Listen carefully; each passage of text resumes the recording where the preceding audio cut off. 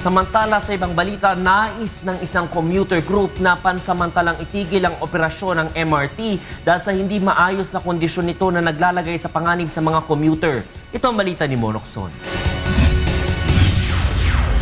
Hanggat hindi nasisiguro na ligtas sakyan ng MRT, nais ng isang commuter group na pansamantalang ipatigil ang operasyon nito. Noong isang araw lamang, 3 tao ang iniulat na nasaktan sa biglaang preno ng isa sa mga tren. Ayon kay Elvira Medina ng National Council for Commuter Safety and Protection, mas mahalaga ang buhay ng mga commuter kaya dapat mabigyan ito ng pansin. The thing that's getting trouble now are the critical safety features of the train.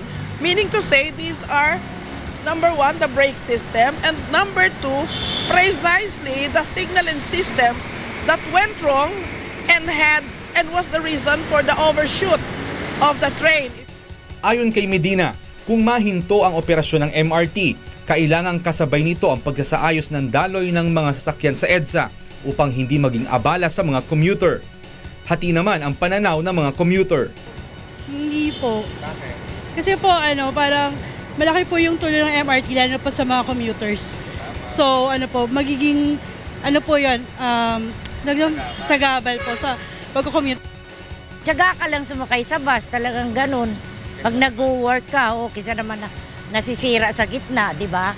Ayon naman kay Engineer Rene Santiago na isang rail expert, mas maganda kung tuwing linggo na lamang itigil ang operasyon ng MRT dahil mas kakaunti naman ang pasahero sa naturang araw at hindi rin puno ang mga bus. To give time for the maintenance contractor sufficient or adequate time to do maintenance work is to shut it down during Sunday. Iba naman ang solusyon na naisip ni dating LRTA Administrator Mel Robles. Gamitin ang mga tren ng LRTA at patakbuhin ito sa riles ng MRT. Ani Robles, nasubukan na ito. Might, just maybe, I may be wrong, maybe the test there were wrong, pero we have properly documented that. And I hope they just do the same test, para lang subukan. Kasi ito, immediate to. Nasa pagitan ng taong 2008 at ng taong 2009 na mapag-isa ang riles ng LRT1 at ng MRT3.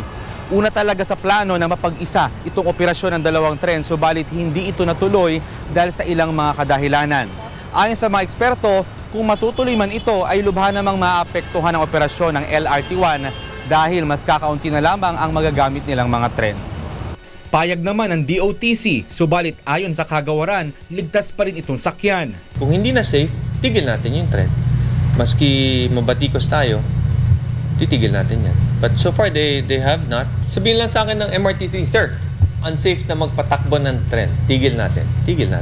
15 taon na ang edad ng MRT3 at ni minsan ay hindi pa napalitan ang mga tren nito. Lalo na at itinigil na ng kumpanya mula sa bansang Czechoslovakia ang paggawa ng mga tren na katulad ng modelo na ginagamit ng MRT3. Mon Hokson, UNTV News, Worldwide.